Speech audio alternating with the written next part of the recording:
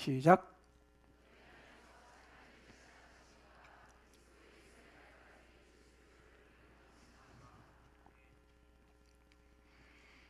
착한 일을 시작하시는 분이 누구입니까? 누구죠? 하나님이죠. 너희 속에 착한 일을 시작하신 분 하나님, 예수님, 성령님이죠. 자, 빌립보 교회가 세워지는 과정을 이렇게 보시면 그 일을 누가 시작했어요? 바울의 계획은 분명히 아니었잖아. 그렇죠? 누가 계획했습니까? 디모데가 계획했어요? 아니거든요. 누가 계획이죠? 하나님이 시작했어요. 하나님이 시작했어요. 완성됐어요? 안 됐어요? 에?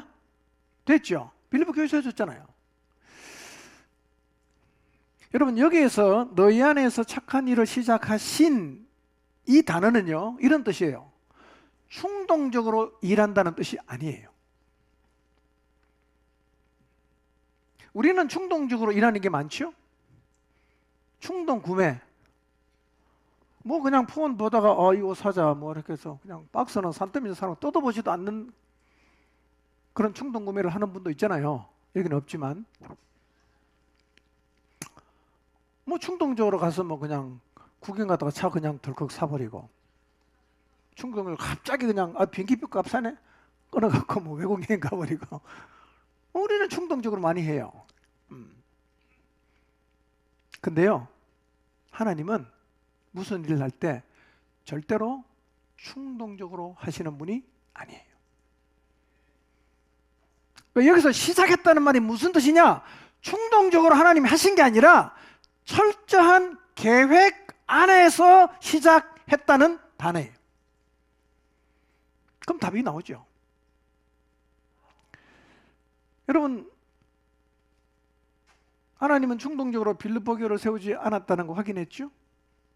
하나님은 세계 선교 계획을 세우고 있는 거예요. 아시아에 갔으니 이제 유럽 가야 되겠다? 바울은 몰라. 자꾸 아시아에 있으려고 그래. 어떡합니까? 막아요. 못 간다. 가면 안 돼. 저쪽으로 가야 돼.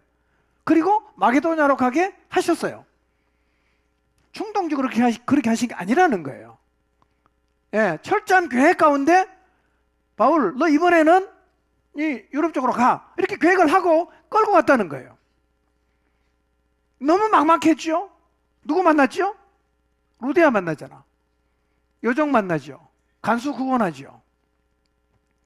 그러니까 빌립보의 교회가 세워진 것은 하나님의 철저한 계획을 따라 시작이 되었고 하나님의 인도를 따라 완성이 되어서 안 됐어요. 됐죠? 오늘 우리에게 무슨 일을 시작하셨다면 하나님은 그 일을 충동적으로 하실까요? 계획하고 하실까요? 그럼 하나님의 계획 가운데 시작됐다. 허지부지 됩니까? 완성됩니까? 완성되지요. 그러니 6절 말씀이 그냥 그대로예요. 너희 안에 착한 일을 시작하신 그분은 충동적으로 시작하신 게 아니라 철저한 계획 가운데 시작했기 때문에 반드시 이루어진다는 거예요. 하나님이 시작한 일은 어떤 사람도 어떤 환경도 사탄도 무너뜨릴 수가 없어요.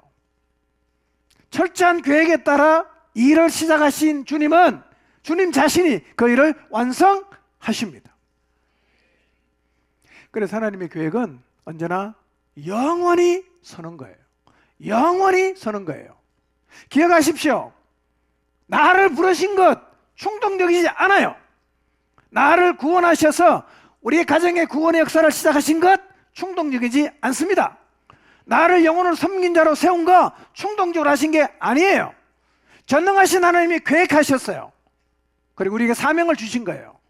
우연이 아닙니다. 하나님의 계획입니다. 그렇다면 반드시 이루어지는 거예요. 하나님의 계획을 누가 막겠어요? 누구도 막을 수가 없어요.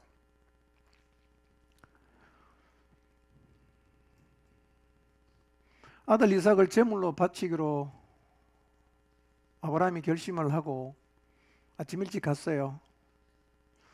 모리아산까지 사흘 길을 걸어갑니다. 아들을 번제로 드리라고 하는 하나님 말씀에 순종해서 가는 거죠. 이제 얘는 이제 다시 못 볼 거라고 생각하니까 아브라함 마음이 얼마나 괴로웠겠어요. 산으로 올라갑니다. 또 이삭이 아버지 마음 후벼파는 질문하죠. 번제할 나무는 있는데 양은 어디 있습니까? 하나님 준비했겠지. 이렇게 얼버무려 올라가요. 근데 산에 갔다가 이삭이 내려와요? 안 내려와요? 내려오잖아요. 어떻게 내려와요? 가보니까 하나님이 양을 준비해놨어요. 뭐가 이루어진 거예요? 너의 아들, 네 몸에서 태어날 짤을 통해서 메시아가 오겠다는 이 하나님의 계획이 사달란 게 아니라 이루어졌다는 거예요. 하나님은 시작만 해놓고 끝을 못 내는 분이 아니에요. 시작하시면 반드시 완성하시는 분입니다. 이것을 믿으시기를 바랍니다. 여러분의 인생 가운데 시작하신 일 충동적이지 않아요. 철저한 계획 가운데 하나님이 시작하셨습니다. 그 주님과 함께 가면 그리스도 예수의 날까지 반드시 이루십니다. 믿으시기 바랍니다. 8절을 보겠습니다. 읽습니다. 시작.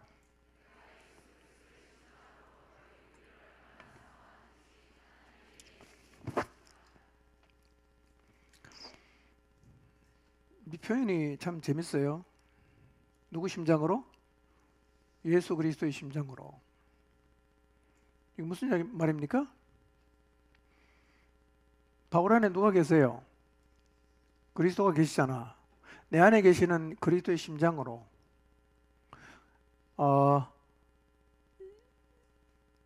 하나님을 증인으로 삼고 얘기하는 거예요. 뭐라고? 내가 진짜 너희를 그리워한다. 나 진짜 너희를 사모한다. 너무너무 보고 싶다. 믿음 안에 이런 사람이 있습니까? 너무너무 보고 싶다. 너무너무 그립다. 예수 그리스도의 심장으로 하나님을 정인으로 세워놓고 내가 말할 수 있다. 나 너 너무너무 보고 싶다. 사모한다. 이런 사람 있어야 되는 거 아니에요? 나 뭐 아무도 상관없어. 없어 그런 사람. 뭐 우리 교회 나는 그렇게 엮이고 싶은 사람 한 명도 없다. 그렇습니까? 어디 엮이시려고 그래요? 어? 우리가 주님의 몸 안에 지체로서 이 몸에 엮여야지 딴 데 가서 엮이면 되겠어요? 딴 데 가서 엮이면 선한 영향 받겠습니까? 그러니까 신앙이 안 자라는 거예요. 맨날 제자리 걸음이야. 생각도 똑같아. 하나도 안 바뀌어. 여러분 제가 부탁하는데요. 우리가 이제 하여튼 뭐 여기서 처음 예수님 믿은 사람도 있지만 또 다른 데 신앙생활하다가 이사를 오거나 이렇게 해서 오신 분이 있는데요. 여러분 정말 변하고 싶으면요. 정말 변하고 싶으면 여러분의 마음에 있는 얘기를 끄집어내야 변합니다. 그러니까 이런 거예요. 내 마음 안에 요 얘기는 절대로 안 할 거야. 그렇게 탁탁 숨겨놓은 게 있어요. 그게 진짜 중요한 거야. 그게 변해야 내가 변해. 이건 얘기 안 하는 거예요. 뭔 얘기합니까? 늘 비상적인 얘기하는 거야. 이거는 그대로 있어. 그러니까 삶도 안 변하고 태도도 안 변하고 생각도 안 변하고 신앙도 안 변해. 이거 그냥 갖고 있으니까. 이걸 끄집어내야 변한단 말이에요. 이걸 끄집어내야. 아니 뭐 우리가 여러분 취재하려고 끄집어내라 그럽니까? 속이 뭔지를 알아야 해법도 찾을 거 아니에요. 얘기를 안 하는 거예요. 여러분, 여러분의 마음속에 숨겨둔 얘기, 이 얘기는 절대로 안 할 거야 라는 생각이 만약에 여러분 안에 남아있으면 여러분은 안 변합니다. 안 변해요. 이걸 끄집어내야 됩니다. 그게 뭡니까? 나 이런 사람이요. 나 이런 사람이요. 끄집어내야 돼요. 그때 만져지는 겁니다. 그때 생각이 바뀌어요. 그때 변한단 말이에요. 그 얘기는 절대로 안 해. 절대로 안 해. 딱 담아놔. 이거랑 상관없는 건 얘기 막 계속하니까요. 맨날 해봐도 그거 뭐 같은 얘기니까. 본인도 지겹고 똑같은 얘기하니까. 그러면요. 그렇게 살면 이 고백이 안 나와요. 예수 그리스도의 심장으로 너를 사모한다. 이게 안 나온단 말이에요. 안 나와요. 여러분 이런 고백할 수 있다는 게 축복 아닙니까? 이런 거 아무나 합니까? 주님 안에 여러분 모두가 이런 고백을 할 수 있게 되기를 바랍니다. 언제 이런 일이 벌어지냐? 함께함이에요. 함께하면, 공유를 하면 이걸 고백할 수 있어요. 혹시 여러분 신앙생활 하면서 나는 사도 바울이 빌립보 교회 성도를 사모했던 것처럼 사랑하고 사모하는 사람이 한 명도 없다. 내가 지금 복음만의 교제 안 하고 있다는 얘기입니다. 그 확실한 겁니다. 저는 여러분이 바울처럼 정말 사모하는, 하나님을 증인으로 세워놓고 사모하는 사람이 있게 되시기를 바랍니다. 이거 안 하면 사람으로 인한 기쁨을 몰라요.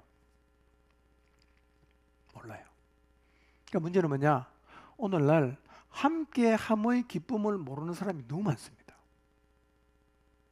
이건 아세요? 이게 시대의 가치야. 우리 시대 가치입니다. 네 얘기 왜 하는데? 네 인생 네가 알아서 하면 되지. 얘기할 필요 없어. 네가 다 결정해.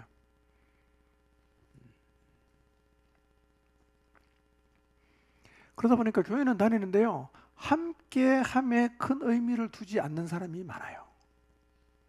생각이 딱 이거요. 내가 은혜 받고 알아서 산다. 굳이 받은 은혜 나눌 필요 없다. 엮이고 싶지 않다?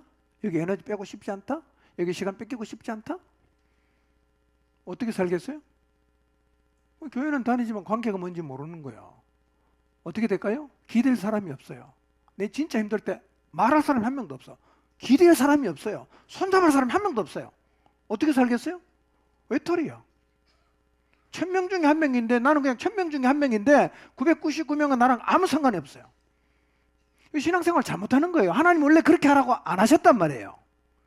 몸으로 부르시잖아. 지체라 그러잖아. 연합해야 되고 함께 살아야 되고, 그때 신앙이 뭔지 알게 되고, 그때 복음이 나를 변화시키고, 그때 교회가 나를 새롭게 만드는 걸 경험하는데요, 아무도 상관 안 하면 신앙생활 잘못하는 건데, 그렇게 하지 마시길 바랍니다.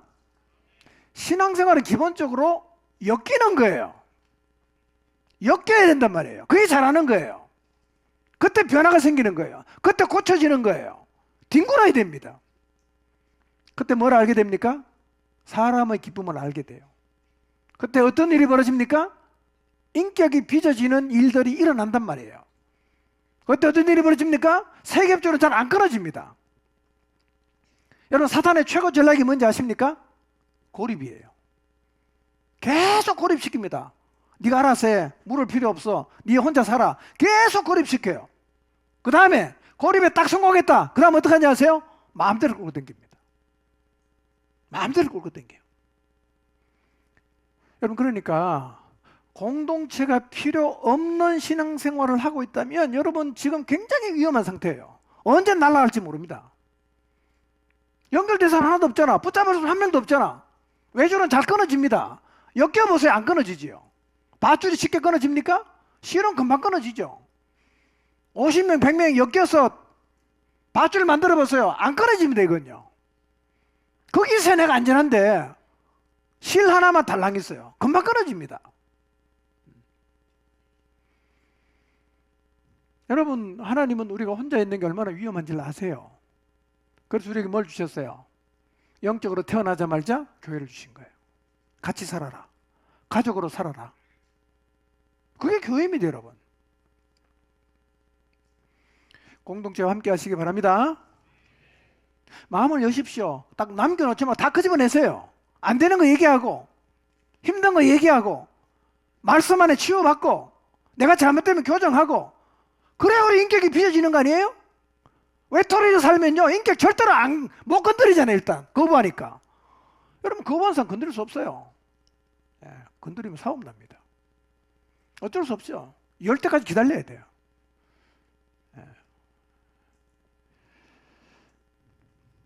그렇게 살면 기쁨이 되는 사람이 생깁니다. 그렇게 살면 8절처럼 말할 수 있어요. 사랑하고 사모한다.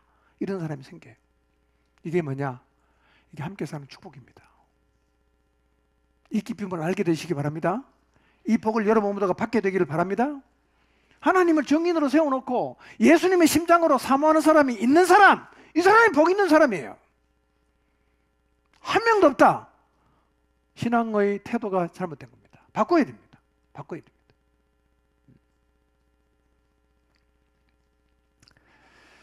자, 이제 이렇게 정말 진하게 사랑하는 빌립보 교인을 향한 바울의 기도가 9절, 10절, 11절이에요. 제가 이 말씀을 저도 준비하면서요, 진짜 새롭게 깨달았어요. 아, 이런 말씀이었나? 아, 이런 말씀이었나? 예. 자, 9절을 보겠습니다. 읽어봅니다. 시작.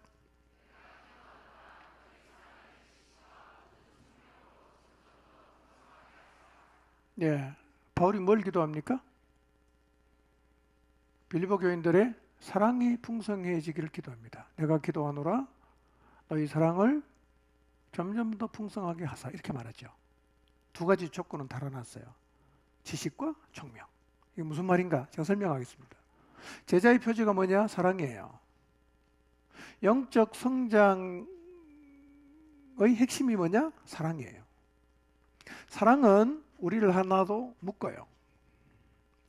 사랑은 우리를 묶는 띠가 되기 때문에 사랑이 풍성해져야 분열이 안 생겨요. 그러니까 진짜 성숙이 뭐냐? 사랑이 커지는 거예요. 진짜 성숙이 뭐냐? 마음이 넓어지는 거예요. 기억하십시오. 지식이 많아지는 게 아니에요. 사랑이 커져가 사랑이 커지는 것이고 마음이 넓어지는 거예요. 내 속이 밴댕이 속이다. 잘 삐지고 카톡방에 일주일에 한 2번 나갔다가 들어갔다 한다. 목자님 애들 열받아 집에 간다. 이게 내 속이 아직 좁다는 얘기잖아요. 이게 넓혀져야 되거든요. 좁은 걸 넓히는 과정은 힘들지만 그걸 견뎌내야 됩니다. 여러분, 견뎌내야 돼요. 제가 이제 이거 보니까 내가 이제 교인들을 보면서요, 예수님 믿는데 왜 저렇게 잘 안 자랄까? 이게 늘 고민이 되는 거야. 그래서 제가 이제 이번에 특강 강사로 초대한 분이 이거예요.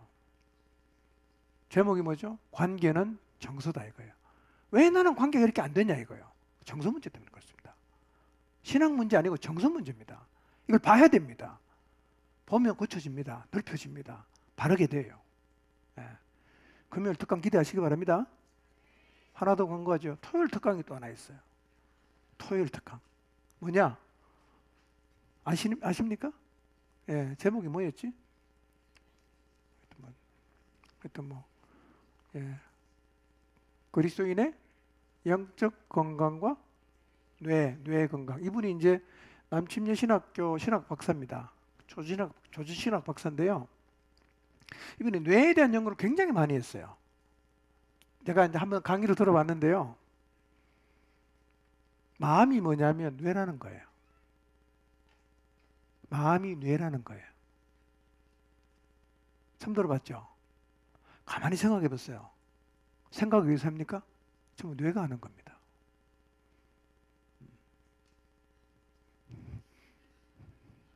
토요일 합니다. 공짜입니다. 예.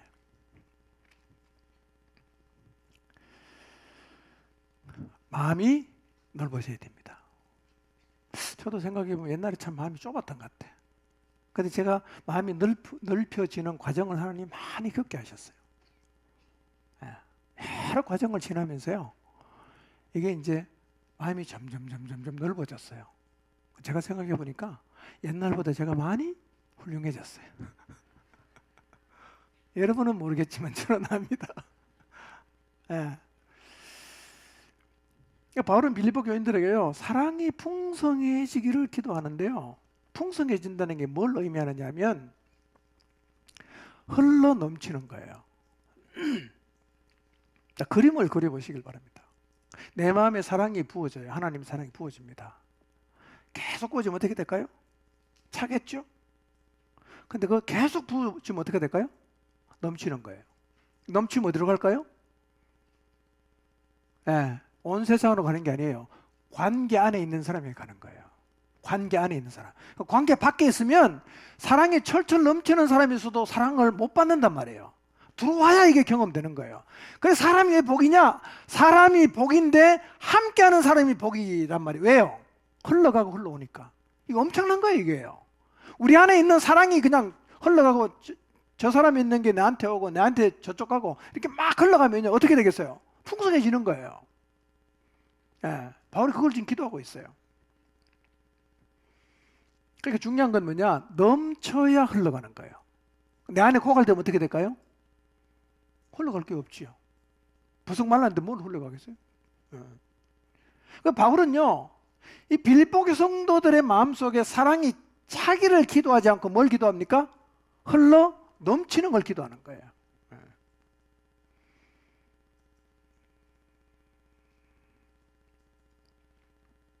여러분, 사랑이 풍성해진다는 게 어떤 의미일까요?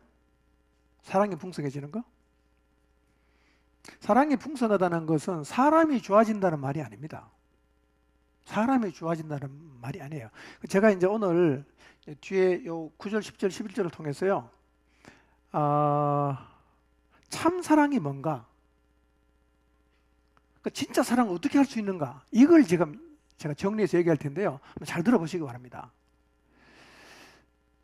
사랑이 풍성해진다는 말, 사랑이 풍성해지려고 하면 뭐가 필요하냐? 첫 번째는 9절에 그랬잖아요. 내가 기도한다 너희 사랑을 두 가지로 풍성해지라 그랬죠. 첫째, 지식이에요. 지식. 사랑은 두 가지로 풍성해진다. 첫째 뭐죠? 지식이에요. 여러분, 사랑이 풍성해지려고 하면 지식이 더해져야 됩니다. 무슨 지식일까요? 하나님을 아는 지식이에요. 하나님을 아는 지식. 하나님을 알면 알수록 제대로 된 사랑을 할 수 있다, 그 말이에요. 하나님을 알면 알수록 제대로 된 사랑을 한다. 그럼 반대로 하나님을 향한 지식이 얕으면 사랑의 깊이도 얕아집니다.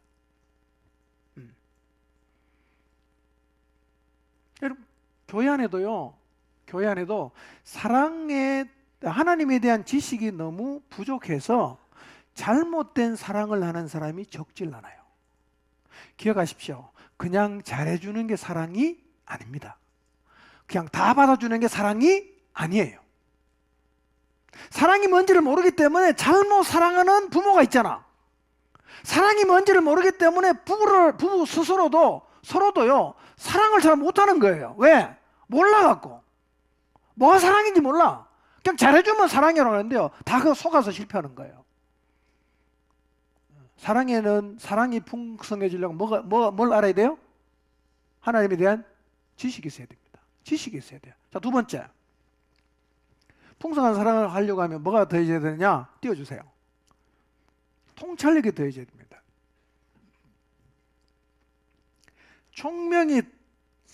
지식과 총명이 많아야 되는데, 이 총명이라는 게 다른 말로 하면 통찰력이에요. 통찰력이 뭡니까?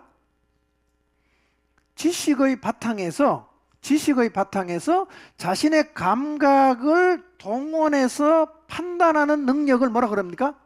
통찰력이라고 그래요. 그러니까 조금밖에 모르는 사람이 그 지식으로 자기의 감각으로 판단하는 거하고 더 많이 아는 사람이 그 지식에서 자기의 감각으로 판단하는 게 같겠어요? 틀리겠어요? 틀리겠죠? 어느 게 더 정확하겠어요? 지식이 많은 데서 감각을 동원해서 결정하는 게 훨씬 더 안전할 수 있고 확실할 수 있어요.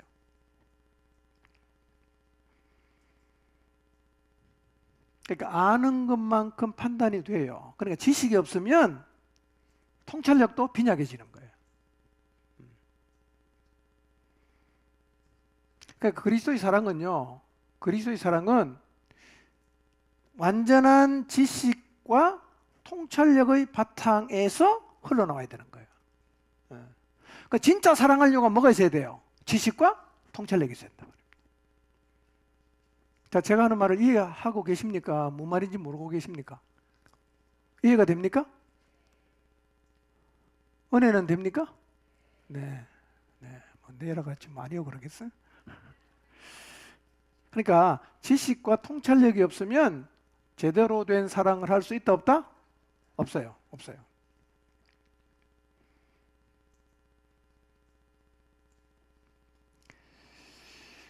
그러니까 지식과 통찰력이 풍부할수록 진짜 사랑을 할 수가 있어요. 그러니까 여러분 정말 제대로 된 사랑을 하려고 하면 뭐가 필요할까요? 성경만 읽어야 돼요. 하나님을 많이 알아야 됩니다. 그때 제대로 된 사랑을 할 수가 있다는 거예요. 그러니까 지식도 없고 통찰력도 없는 상태에서 한 사랑은 이게 잘못된 사랑일 가능성이 많고 하나님께서 온 게 아니라는 거예요. 또 하나 있어요. 지식이 있고 통찰력이 있어. 그럼 이 사람이 풍성한 사랑을 할 수 있는 기본은 갖췄어요, 안 갖췄어요? 갖췄죠. 근데 문제는 자기가 갖고 있는 지식과 통찰력에도 불구하고 본인이 그 말씀대로 안 살잖아요? 이거 아무것도 아니야 또. 지식과 통찰력이 중요하지만 그거는 갖고 있는데 살아내는 삶이 없다. 이것도 꽝이야. 자, 고린도전서 13장 1절 3절 한번 보겠습니다. 시작.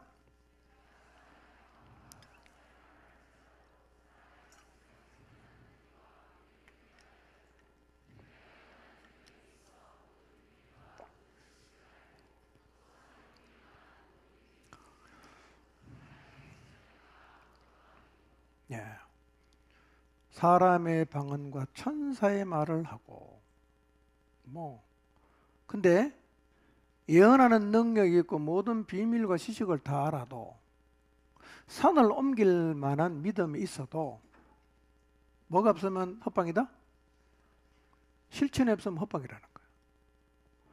그러니까 지식과 통찰력을 갖고 있어도 자기가 이 말씀대로 순종하는 실천이 없으면 그것도 아무것도 아니에요.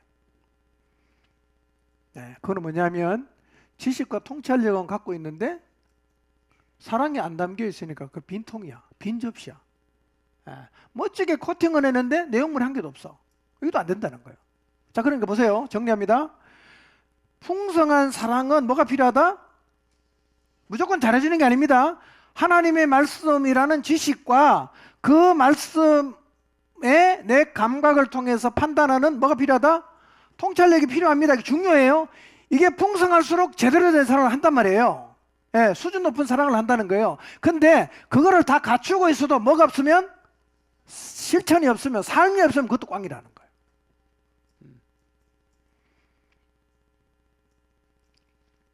자, 10절 읽읍시다. 자, 이런 깊은 지식과 통찰력을 가지고 진짜 사랑을 이제 분별해야 되는데 어떻게 분별하냐? 세 가지를 얘기해요. 첫째, 10절 한번 보겠습니다. 시작.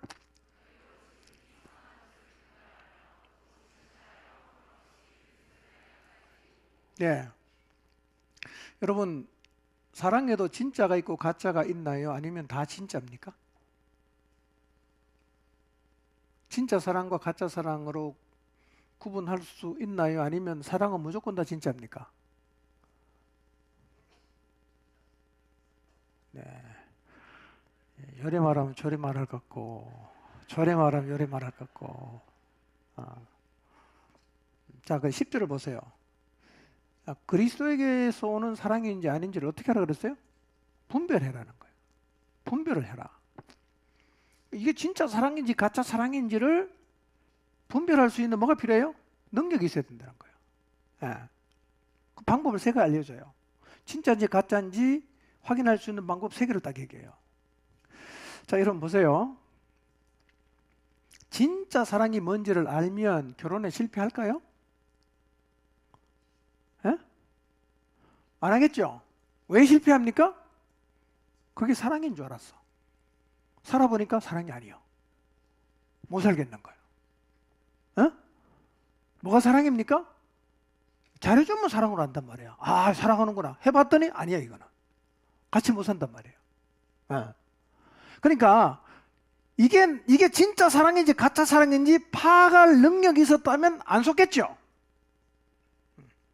그런데 대부분은 분별을 못하기 때문에 이용을 당한단 말이에요. 이용을 당해요. 그럼 사랑인지 아닌지 어떻게 분별하냐?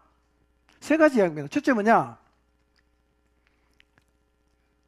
10절에 보세요. 너희로 지극히 선한 것을 분별하며 그 다음에 진실하여 이렇게 말했어요. 진짜 사랑인지 가짜 사랑인지를 분별하는 첫 번째 검사 방법이 뭐냐? 그 사람이 진실한가를 보라는 거예요. 진실한가를 봐라 이거예요. 여러분 여기서 진실하여라는 이 헬라어는요, 에일리크리네이스라는 말인데요. 이 헤일레와 태양빛이라는 헤일레와 판단하다는 크리노라는 말이 합성된 말인데요. 이런 뜻입니다. 밝은 태양 아래에서 검사한다 이런 뜻이에요. 밝은 태양 아래 갖다 놓으면 흠이 잘 보입니까? 안 보입니까? 보이겠죠. 보이겠죠. 그러니까 햇볕 아래에서 흠이 있는 것을 살피듯이 진짜 사랑인지를 구분해야 되는데 진짜인지 가짜인지는 뭘 보면 안다고요? 진실함이 있냐는 거예요. 진실함이 있냐. 그럼 진짜 사랑은요, 진실해야 합니다. 진짜 사랑은요, 사심이 없고 거짓이 없고 꼼수가 없고 햇볕 아래에서 검사해도 그게 확실하면 뭐예요? 그거는 진짜 사랑이에요.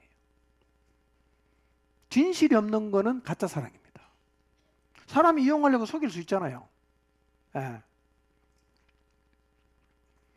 자, 사랑인지 아닌지 첫 번째 분별하는 방법은 뭡니까? 진실한 걸 바라는 거예요. 진실한가. 여러분은 여기 지금 누군가 막 사랑해 주는데 저게 진짜 사랑 맞나 뭐 보면 알 수 있죠?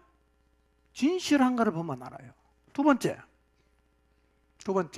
최고의 사랑인지 아닌지를 분별하는 방법은 허물이 있는지를 확인해야 돼요. 허물. 여기서 허물이 어떤 의미냐면 거리낌이 없다 이런 뜻입니다. 거리낌이 없다. 거리낌이 없다. 이 말입니다. 진짜 사랑은 뭐냐? 거리끼게 하거나 걸려 넘어지게 하지 않는 거예요. 그게 사랑이에요. 사랑이라고 하는데 늘 거리끼게 만든다. 사랑이라고 하는데 늘 그 사람 만나면 자빠진다. 그건 사랑이 아니에요. 보세요. 부모는 아이가 걸음마를 시작할 때 걸어가는데 걸림돌이 있으면 어떡합니까? 치워요. 그게 뭐죠? 사랑이에요. 그런데 사랑이라는 이름으로 걸림돌을 두거나 거리끼게 하면 그거는 뭐다? 사랑이 아니다 이거예요.